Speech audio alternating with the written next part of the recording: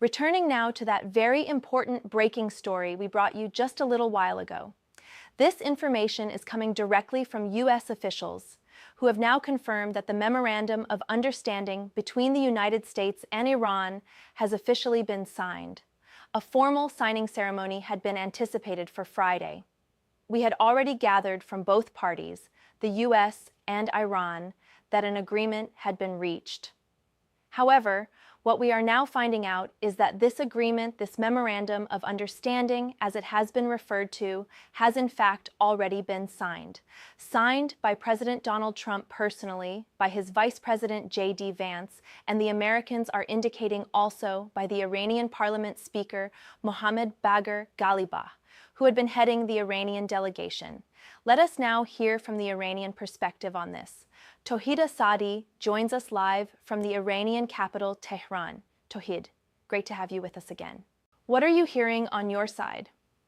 Well, the most recent update comes from the Speaker of the Parliament, Mohammad Bagher Qalibaf, who is also serving as the leader of the Iranian negotiating delegation, posting on his X account and describing it as a remarkable step toward ultimate victory, strongly suggesting that the deal has been finalized, though not stating it directly. Even so, we have received word from the country's Foreign Minister Abbasi, as well as other diplomatic sources indicating that the deal is considered complete, although the spokesperson for the Ministry of Foreign Affairs did mention that there remains a possibility for the two lead negotiators to convene in Switzerland to formally sign it there. We also understand that considerable diplomatic activity is currently underway. We know that Iranian Foreign Minister Abbasi has spoken with his counterparts around the world, including those in Saudi Arabia, Japan, Turkey, Egypt, and Iraq, over the past several hours. At the same time, we know that Qatari and Pakistani officials are continuing their efforts in the role of mediators. A Qatari delegation has visited Tehran on two separate occasions over the past few days, specifically to relay mediated communications from the Iranian side to the American side and vice versa.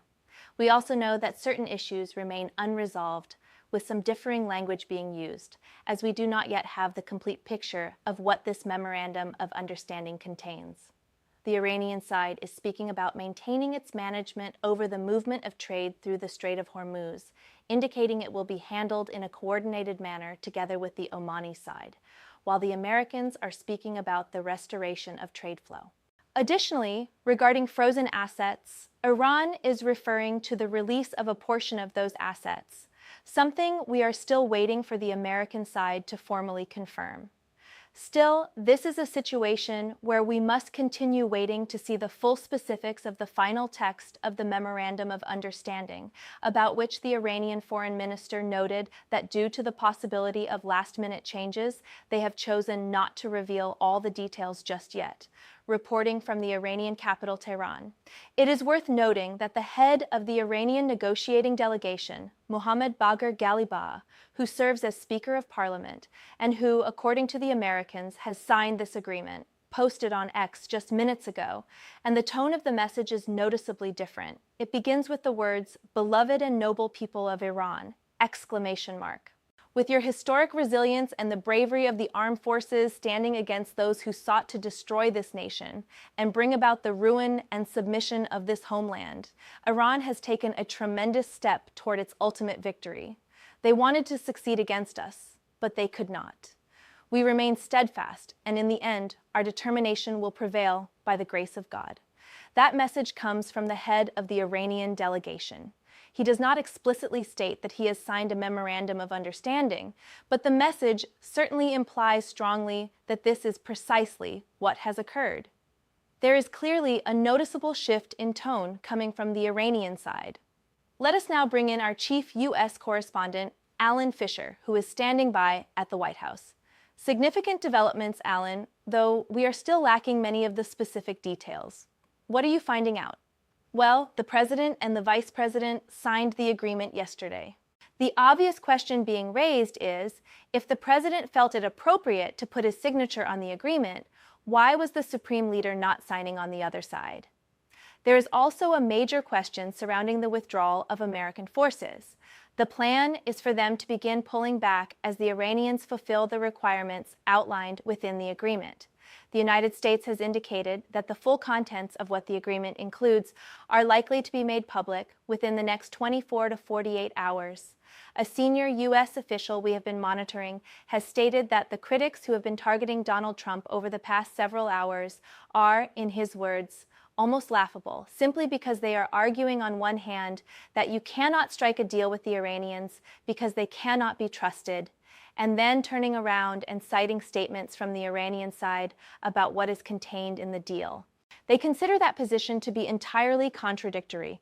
J.D. Vance was personally urged by the president to become directly involved in these negotiations, and they believe a scenario is being created where Iran can achieve a significantly stronger economic standing.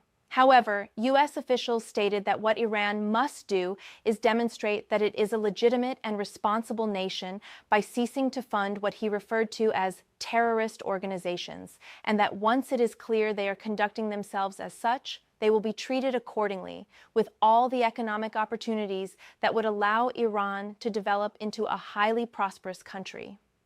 This is certainly part of the broader U.S. effort to frame this as an exceptionally favorable agreement. They believe they entered these negotiations with Iran from a position of considerable strength. They point to the fact that Operation Freedom, the initiative involving the movement of vessels through the Strait of Hormuz, even while the Iranians claimed it was closed, demonstrated to Iran that they simply did not hold genuine control over the strait. And when you combine that with Operation Economic Freedom and the blockade surrounding Iran, it made the Iranians significantly more eager to arrive at a resolution. The senior U.S. official noted that the discussions that took place in Islamabad were extraordinarily productive because a large portion of those talks were conducted face-to-face, which allowed both sides to clearly understand where the red line stood for the Iranians and where they stood for the Americans. Even though the president chose at that point not to finalize a deal, those conversations formed the foundation for the continued discussions that followed. A ceasefire was also established during that window of time, which then contributed to the development of this Memorandum of Understanding, which both sides hope will evolve into a comprehensive formal agreement, ideally within the next 60 days, as far as the United States is concerned. One additional point regarding enriched uranium, the official stated that Iran's nuclear program has essentially been dismantled. A significant portion of the enriched uranium has been buried underground. The Iranians understand that only American equipment would be capable of excavating it, and that matter is currently part of ongoing discussions with the Iranian side and will continue to be addressed in the talks that follow the formal signing of the agreement in Geneva on Friday.